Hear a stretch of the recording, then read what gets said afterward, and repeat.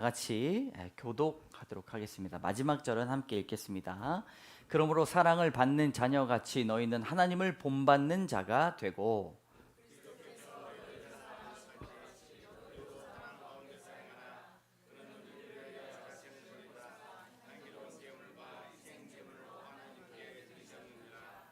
음행과 온갖 더러운 것과 탐욕은 너희 중에서 그 이름조차도 부르지 말라. 이는 성도에게 마땅한 바니라.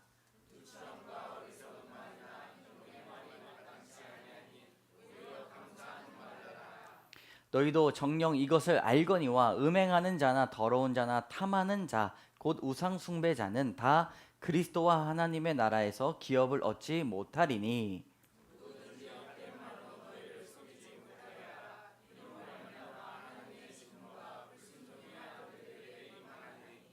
그러므로 그들과 함께 하는 자가 되지 말라.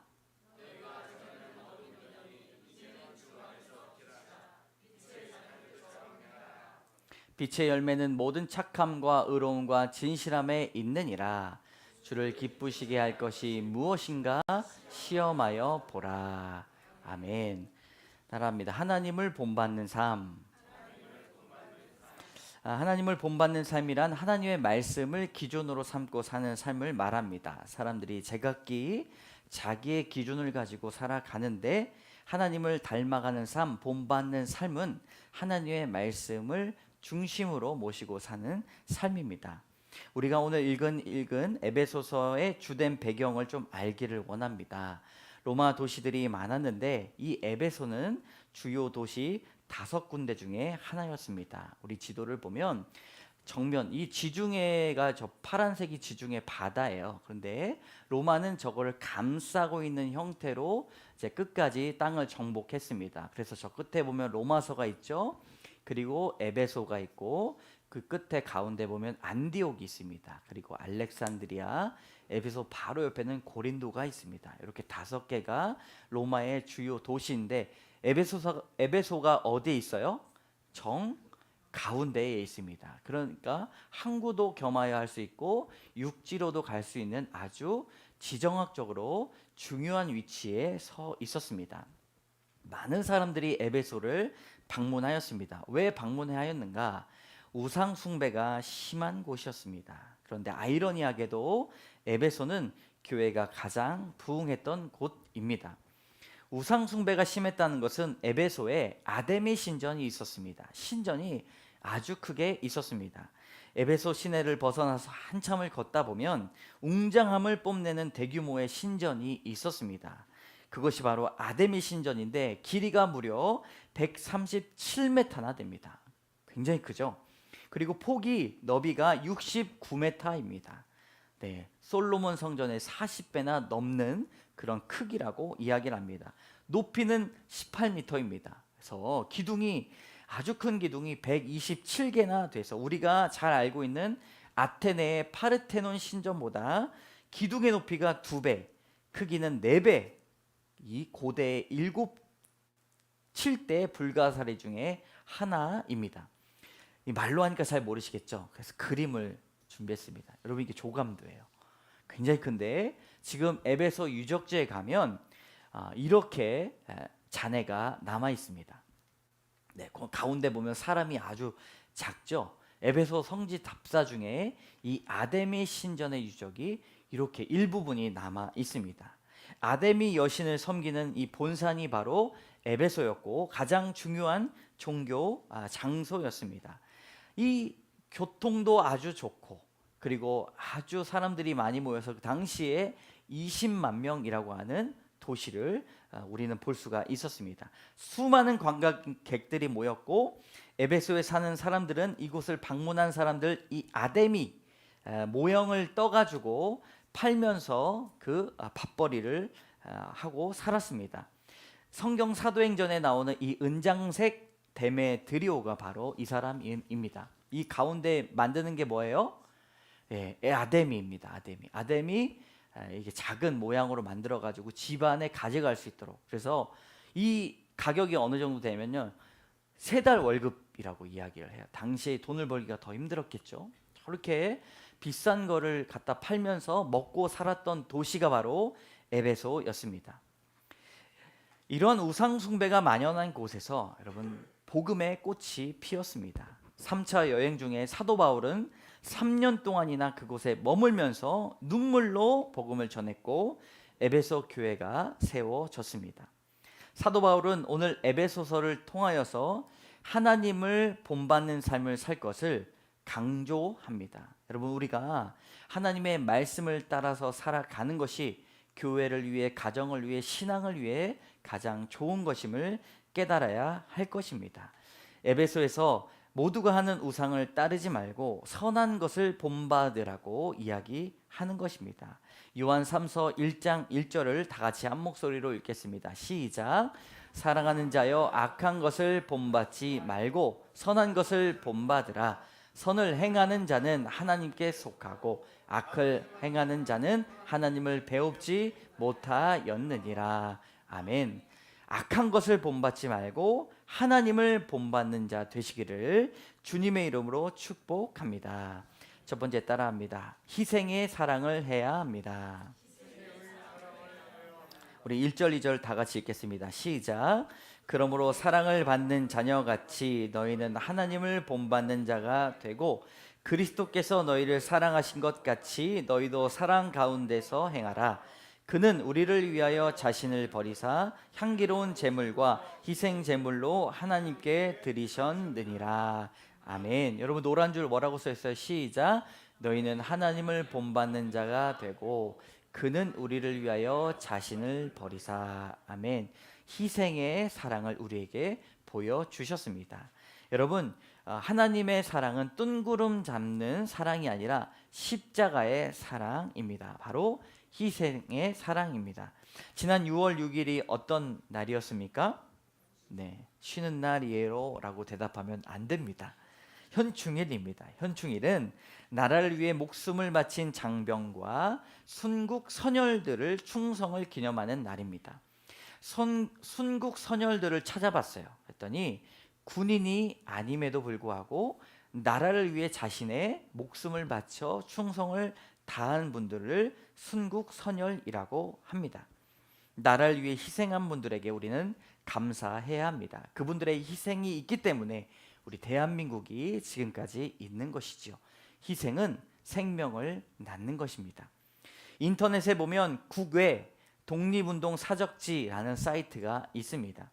우리나라뿐만 아니라 러시아, 중국, 심지어는 하와이까지도 독립운동을 하셨던, 이어나가셨던 행적을 연구하고 기록에 남기는 기관입니다.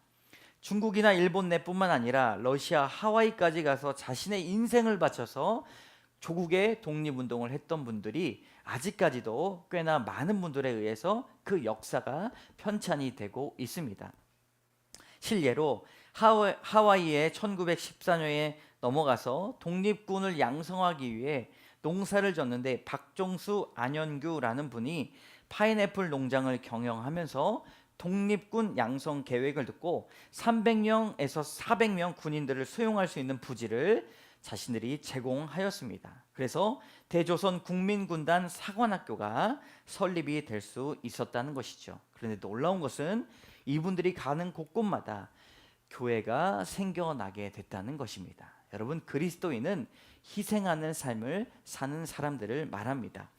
여러 모양으로 독립을 위해 자신의 인생을 희생하신 분들 때문에 대한민국이 있습니다.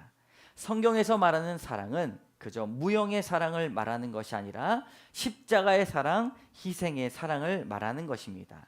2절에 보면 그리스도께서 너희를 사랑하신 것 같이 너희도 사랑 가운데 행하라 라고 말씀하십니다. 예수님이 희생하신 것처럼 신앙인도 희생하라는 말씀입니다. 희생하지 않으면 열매가 없고 희생하지 않으면 생명이 없습니다. 이 세상이 그저 그냥 굴러가는 것처럼 보여도 그 힘은 희생에 있습니다. 부부가 서로 사랑할 때 많은 감동을 주고받지만 언제 가장 큰 사랑을 느끼냐 이렇게 물어보면 자신을 위해, 가정을 위해 희생할 때 가장 감동을 느낀다고 이야기합니다. 연세 많으신 할머니께서 돌아가실 때 할아버지에게 날 위해서 사라져서 고마워요 라고 그렇게 유언을 남기셨다고 들은 적이 있습니다. 여러분, 최고의 유언이 아닐까 생각이 됩니다.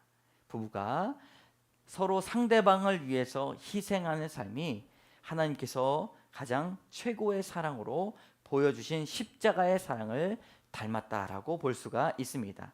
자녀도 마찬가지입니다. 자녀도 그냥 크는 것이 아니라 부모가 희생할 때 자녀가 자라게 됩니다. 노 권사님 댁을 방문한 적이 있습니다. 90세를 바라보고 계셔서 손을 보니까 마디마디가 다 두꺼워져 가지고 관절이 아프신 거예요. 그래서 조금만 만져도 밤새 눈물 흘리면서 매일 밤을 주무신대요. 손가락이 권사님 언제 그렇게 뒤틀리셨어요? 라고 여쭤보니까 남편분이 군인이셨는데 전방에서 오래 살면서 5남매를 키우다 보니까 겨울에 빨래해야 되잖아요. 얼음 깨면서 그 차가운 물에 손을 담고 빨래하시면서 손이 그때부터 다 뒤틀어졌다고. 이제 아기를 낳으면서 몸조리를 해야 되는데 쉴 수 없어가지고 그 차가운 물에 몸조리 못하는 손을 여러분 담궜다고 생각해 보시기를 바랍니다. 얼마나 고생하셨는지 말할 수 없는 고생 끝에 자녀들은 다 성공해서 믿음도 가정도 잘 지키는 자녀들이 되었고 손자 손녀들도 믿음으로 살고 있다는 이야기를 들었습니다. 근데 그걸로 끝나는 것이 아니라 그 손으로 성경 말씀을 필사하고 있는 모습을 보았습니다. 권사님은 자신의 희생에 대해서 생색내지 않으시고 말씀도 않으시고 그것이 희생 사랑이라고 생각했던 것입니다.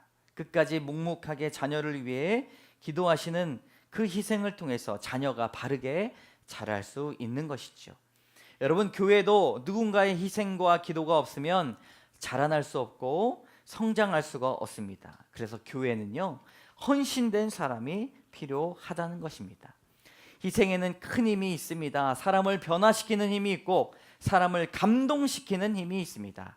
사도 바울은 에베소 장로들과의 마지막 대화에서 이렇게 권면합니다. 우리 사도행전 20장 24절만 같이 읽어보도록 하겠습니다. 시작.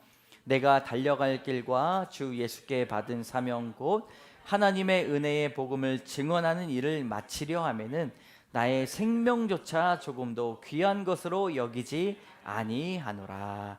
아멘. 사도 바울은 사명을 위해 희생하는 사람이었습니다. 자신의 생명조차 조금도 귀한 것으로 여기지 아니한 사람입니다. 여러분, 하나님을 본받을 때 우리의 희생의 DNA, 희생의 습관이 있어야 하는 것입니다. 희생은 어려운 것 같아도 우리가 실천할 수 있는 희생이 있습니다.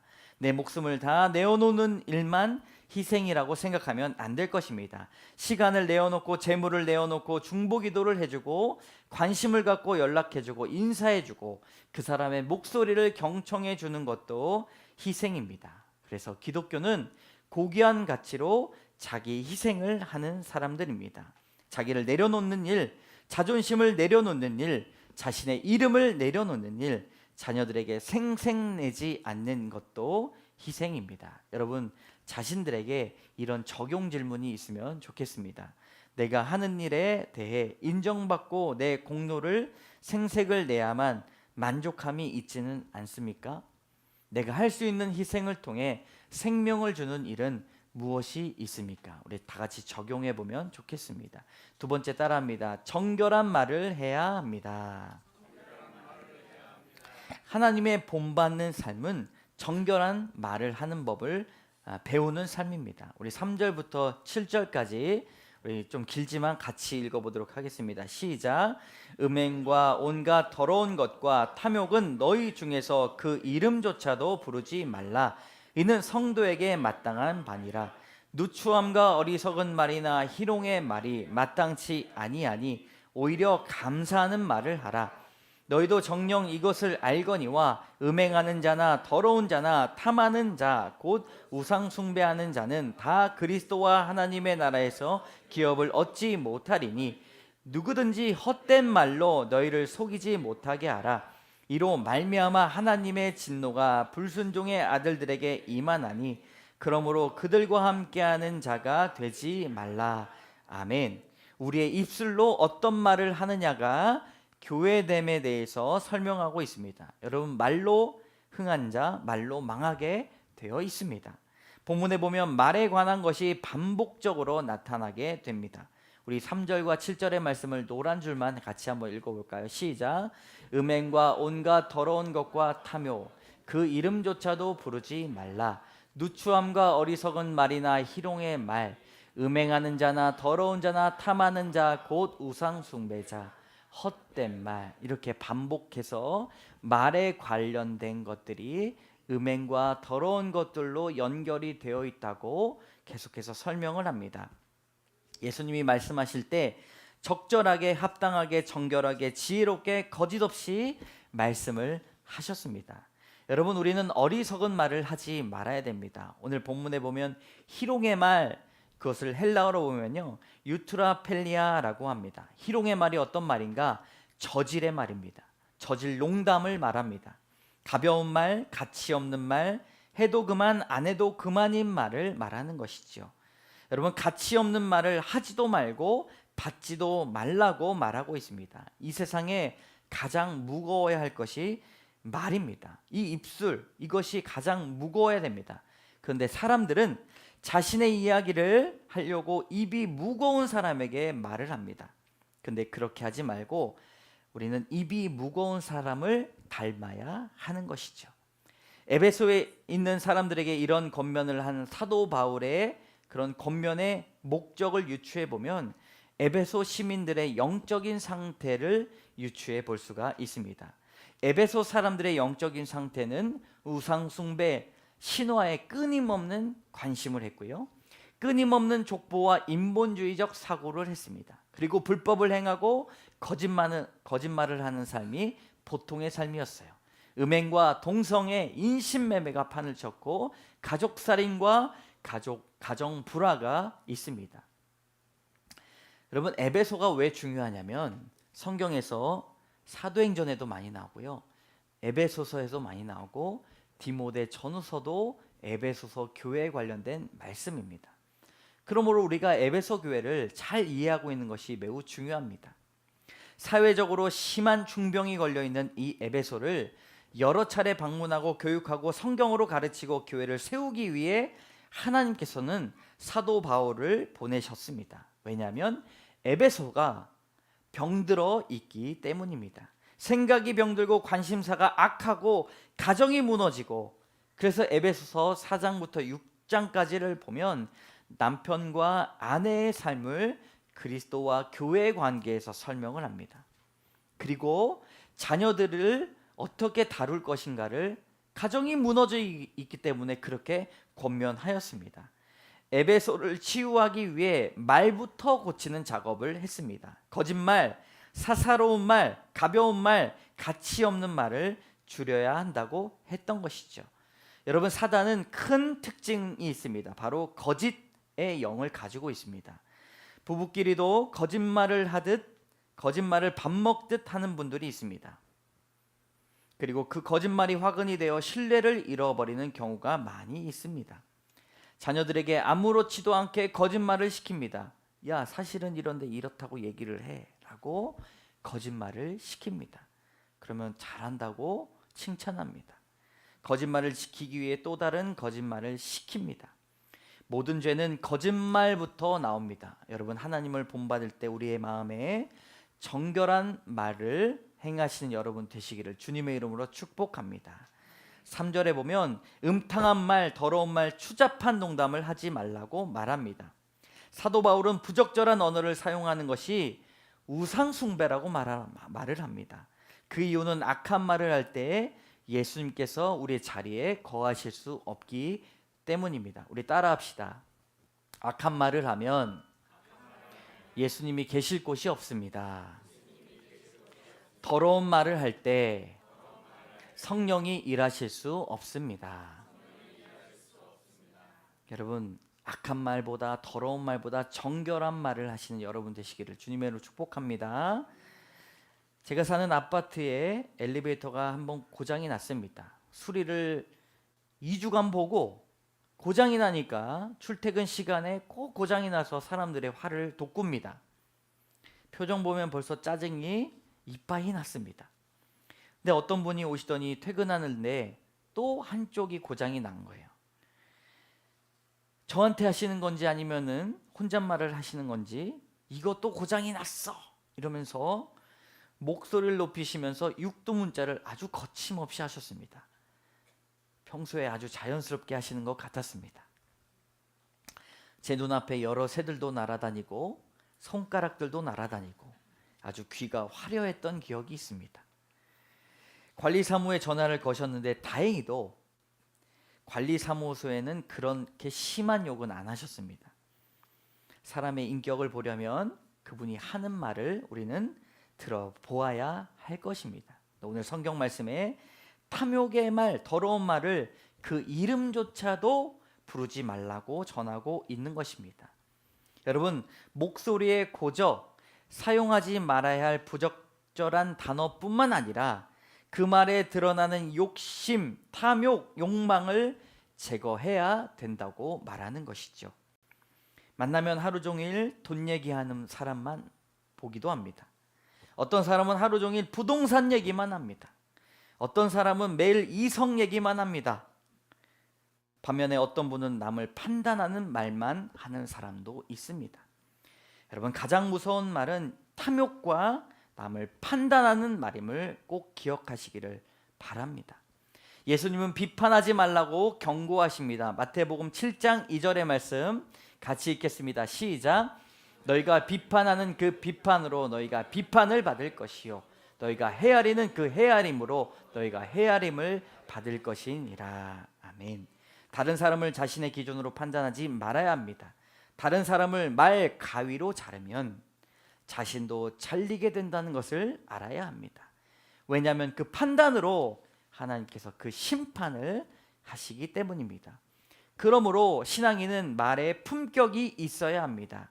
신앙의 품격은 말을 어떻게 하느냐에 따라 달라집니다. 잠언 25장 11절의 말씀을 같이 읽습니다. 시작. 경우에 합당한 말은 아로새긴 은쟁반의 금사과니라. 아멘. 정결하고 깨끗하고 이치에 맞는 아름다운 말을 소유하는 여러분 되시기를 주님의 이름으로 축원합니다. 적용해 봅시다. 다른 말이, 나의 말이 다른 사람을 판단하고 비판하는 데에 사용되고 있지는 않습니까? 내 말이 다른 나의 영적인 상태를 반영하고 있다는 것을 알고 있습니까? 여러분, 적용해 보면서 마음에 찔림이 있으시면 좋겠습니다. 세 번째 따라합니다. 생활 선교사로 살아야 합니다. 8절의 말씀을 같이 읽습니다. 시작. 너희가 전에는 어둠이더니 이제는 주 안에서 빛이라. 빛의 자녀들처럼 행하라. 아멘. 성경의 빛은 이러한 뜻들을 가지고 있습니다. 첫 번째, 창조, 구원, 성도의 삶, 하나님의 말씀, 예수 그리스도입니다. 빛을 이야기한다는 것은 거룩하고 정결한 하나님의 뜻을 말하고 있는 것이죠. 빛의 공통점은 겉으로 드러나는 데에 있습니다. 주 안에서 너희는 빛이라, 빛의 자녀들처럼 행하라 말씀을 하십니다. 그러므로 빛의 자녀라고 하는 것은 하나님의 말씀을 따라서 사는 삶, 구원받은 백성으로 의로운 삶을 사는 것을 말하는 것이지요. 빛에 대해서 예수님은 이렇게 말씀을 하십니다. 우리 마태복음 5장 14절에서 16절까지의 말씀을 같이 읽습니다. 시작. 너희는 세상의 빛이라. 산 위에 있는 동네가 숨겨지지 못할 것이요 사람이 등불을 켜서 말 아래에 두지 아니하고 동경 위에 두나니 이러므로 집안 모든 사람에게 빛이 있느니라.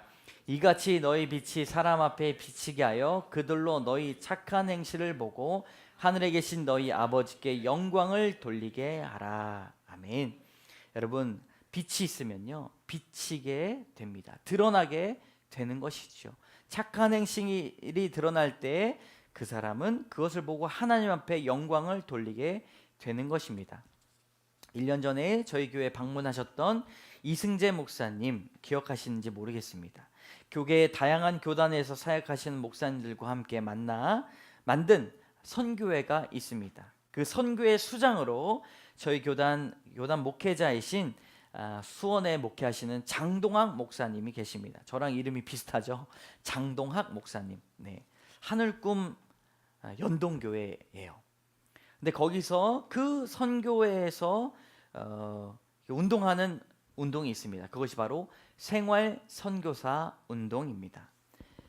우리 모두는 각자의 자리에서 복음으로 선교하는 생활 선교사라는 점입니다. 어떻게 하면 내가 주어진 자리에서 빛의 자녀로 살아갈 수 있을까 고민하면서 생활 선교사 운동을 하게 되었던 것이죠. 한번 따라해 봅시다. 나는 생활 선교사입니다. 외국에서 선교하시는 분만 선교사가 아니라 주부는 싱크대 앞에서 선교사일 수 있고, 사장은 직원 앞에서 선교사일 수 있고, 학생은 학교에서, 모든 주어진 환경에서 우리 모두가 선교사라는 것을 가지고 살아야 된다는 것입니다. 예수 그리스도가 없는 모든 곳이 선교지이고, 예수 그리스도가 있는 모든 사람이 선교사라고 하는 말이 있습니다. 어떤 분이 회사를 운영하는데 사장님이 자신이 어떻게 하면 이 생활 선교사의 사명을 감당할 수 있을까 그렇게 고민하던 중에 직원들의 삶에 관심을 갖게 되었다는 것입니다. 그래서 회사에서 신우회를 만들어 볼까? 근데 요즘에 신우회 만들면 크리스찬과 넌 크리스찬이 역차별하게 된다는 것을 자신이 이제 생각을 했던 것이죠. 킹덤 컴퍼니, 하나님의 기업이라고 외치지만 그것이 드러나면 때로는 하나님의 영광을 이렇게 높이지 못할 상황도 있어서 이렇게 이름을 지었다라고 합니다. 건강한 회사, 꿈이 있는 회사, 이렇게 지었다는 거예요. 그래서 건강한 회사를 이루기 위해 어떻게 해야 됩니까? 누구나 건강을 위해서 담배 끊는 거에 대해서 포상을 주었고, 점심시간에 30분을 늘려가지고 산책해라고. 일반 직원들은 못하잖아요. 그래서 사장님이 그렇게 해서 건강을 지원하기로 했다고 이야기를 했습니다. 그런데 그분의 생각에는 건강은 육체적인 건강도 있지만 영적인 건강, 그리고 가정의 평화까지 이어져야 이게 만들어진다라고 생각을 해서 사장님이 부부 상담을 시작을 했다는 거예요. 예전에는 사장실 가면 매출 지적하고 근무 태도 지적을 했는데, 직원들이 어떻게 부부 생활을 하는지, 문제는 없는지 아주 조심스럽게 물어봤는데 의외로 굉장히 반응이 좋았다라고 이야기를 했습니다. 10년 된 직원에게 소원이 뭐냐고 물어봤는데, 조심스럽게 가족들하고 성수기 때 말고 비수기 때 2박 3일 동안 놀러 가는 것이 소원이라고 말을 하면서 그것을 넉넉하게 베푸는 마음으로 실행을 해주었다고 이야기했습니다. 두 번째 또 오잖아요. 소원이 뭐냐고 했더니 그게 소문이 나가지고 저도 2박 3일 동안 보내줬다는 거예요. 근데 네 번째 정도 왔던 그 커플이 자기도 소원이 있는데 2박 3일 동안, 그래서 집에 가가지고 아내가 아니 그 사장 왜 그래? 라고 이렇게 물어봤나 봐요. 근데 직원이 미쳐서 그래, 예수한테 미쳐서 그래, 그렇게 이야기했대요. 근데 아내가 그 이야기를 듣더니, 여보, 내가 결혼하기 전에는 교회를 다녔는데 우리도 한번 예수한테 미쳐볼까? 이렇게 감동이 되는 이야기로 사장님한테 가서 사장님 다니는 교회를 등록했다고 그렇게 이야기를 했습니다. 어떤 디자이너 회사 여사장님은 자기 몇 안 되는 직원 중에 결혼을 했는데 임신돼서 여러 이유로 낙태하려는 직원의 이야기를 들었다는 거예요. 돈 때문인가? 그래가지고 생활선교사로 살아가면 어떻게 해야 될까 기도하고 고민하던 중에 다 이 월급을 올려줄 수 없으니까 자기 사비 아주 조금을 그렇게 1년 동안 조금 보태주면서 낙태하지 말라고 권면했는데, 그 직원이 그 이야기 듣고 감동했다는 것이죠. 여러분, 우리가 빛의 자녀로 살아가는 것, 이것이 빛의 자녀로 살아가는 것 아니겠습니까? 9절 10절의 말씀을 다 같이 읽어보도록 하겠습니다. 시작. 빛의 열매는 모든 착함과 의로움과 진실함에 있느니라. 주를 기쁘시게 할 것이 무엇인가 시험하여 보라. 아멘. 주님이 기뻐하시는 것이 무엇인지 내 삶 속에서 찾아 행하는 것이 필요합니다. 하나님, 조금만 더 기다려 주세요. 준비되면 할게요. 나는 아직 아니에요 라고 말하는 것이 아니라 지금 우리가 빛의 자녀로 살아가기를 주님은 원하신다는 것입니다. 아이 키우느라 바쁘고 빚 갚는데 바쁘고 건강 챙기는데 바쁘고 나중으로 미루면 그때는 또 다른 이유로 우리는 생활 선교사가 될 수가 없을 것입니다. 삶을 드릴 때 하나님은 역사하시고 우리를 통해 영광 받아 주실 줄로 믿습니다. 적용해 봅시다. 하나님을 본받는 것은 행하라 하는 명령을 따르는 삶임을 알고 있습니까? 우리 다 같이 마지막 같이 읽을까요? 시작. 내가 생활 선교사로 행할 수 있는 일들이 무엇이 있는지 생각해 봅시다. 우리 따라합시다. 하나님을 본받는 삶, 희생의 사랑을 해야 합니다. 정결한 말을 해야 합니다. 생활 선교사로 살아야 합니다. 우리 다 같이 1분간 말씀을 결단하면서 하나님의 본받는 삶을 살 수 있도록 기도하며 나가도록 하겠습니다.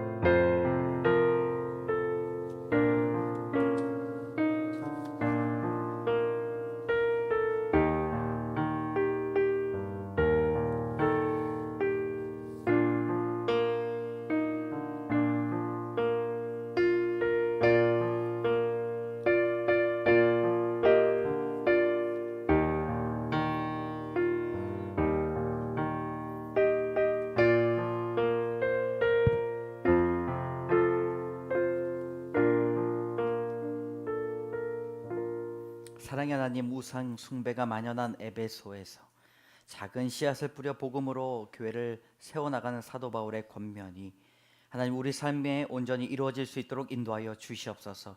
하나님을 본받는 삶이 우리의 삶을 바뀌는 삶임을 믿습니다. 하나님 희생의 사랑을 하기를 원합니다. 가족들 안에서 희생하고 주님 다른 사람을 위해서 나의 시간을 사용하고 재정을 위해서 사용할 때 생명이 다시 태어남을 믿습니다. 영혼 구원이 될 줄로 믿습니다. 내가 인정하는 말을 바라는 것이 아니라 생색내는 것이 아니라 예수 그리스도의 십자가의 사건이 온전히 우리 삶 가운데 이루어져서 하나님 영혼 구원을 이루는 삶 살아갈 수 있도록 인도하여 주시옵소서. 하나님 정결한 말을 하기를 원합니다. 더러운 말, 음란한 말, 생색내는 말, 희롱의 말을 하는 것이 아니라 하나님 우리 안에 주님께서 일하시고 주님께서 거하시고 성령께서 활동하시도록 우리 마음에 정결한 말을 창조하여 주시옵소서. 은쟁반의 금사와 같은 정결한 말을 하는 그리스도인이 되게 하여 주시옵소서. 하나님 빛의 자녀로 생활 선교사로 살아가기를 원합니다. 하나님 조금만 있다가 더 위대한 일 할게요 뒤로 미루는 삶이 아니라 이 시간 말씀을 받들어 우리에게 주어진 삶 가운데 생활 선교사로 주님을 기쁘시게 하는 삶을 시험하며 보며 살아갈 수 있도록 인도하여 주시옵소서. 모든 결단 위에 귀한 열매를 맺게 하여 주실 줄 믿사오며 모든 말씀 예수 그리스도의 이름으로 감사드리며 간절히 기도드립니다. 아멘.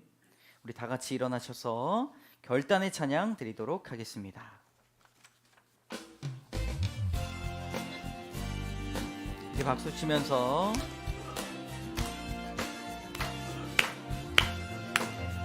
진정한 예배가 숨쉬는 교회, 주님이 주인 되시는 교회, 믿음의 기도가 쌓이는 교회, 최고의 찬양을 드리는 교회, 말씀이 살아 움직이는 교회, 사랑이 넘치는 교회, 섬김과 헌신이 기쁨이 되어 열매 맺는 아름다운 교회, 주님의 마음 닮아서 그릇을 사랑하는 교회, 주님의 영광을 위해서 빛 대신 주님 전하는 교회, 미의 불꽃이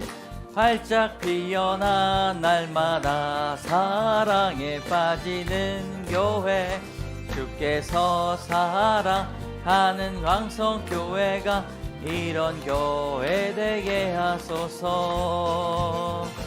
주께서 사랑하는 우리 교회가 이런 교회 되게 하소서. 예물을 놓고 기도합니다. 하나님, 우리의 것을 다 드리는 마음으로 정성과 마음을 다하여 예물을 드리는 심령 위에 주의 귀한 복이 임하게 하여 주시옵소서. 하나님, 열심히 한 주간 동안 일하고 피곤하고 지친 마음을 뒤로하고 하나님 앞에 예배드리고 성실한 마음으로 정성을 드리는 마음으로 드린 이 예배 가운데 하나님 기쁘게 받아 주시옵소서. 하나님의 영광을 위해 살아갈 수 있도록 도와주시고 우리의 겉과 속이 같아지게 하여 주시고 우리의 마음과 정성이 같아지게 하여 주시옵소서. 하나님, 어둡고 침침한 곳에서 하는 행동들이 하나님, 우리 하나님을 욕되게 하지는 않는지 우리를 돌아보기를 원합니다. 다른 사람들에게 무심코 던졌던 그 말이 다른 사람을 판단하고 비판하고 업신여기지 않았는지 스스로 돌아보기를 원합니다. 하나님, 그리스도인의 삶을 온전히 행하며 자기 자신을 뒤돌아보고 온전히 영혼 구원을 위해서 살아가는 저희들 다 될 수 있도록 인도하여 주시옵소서.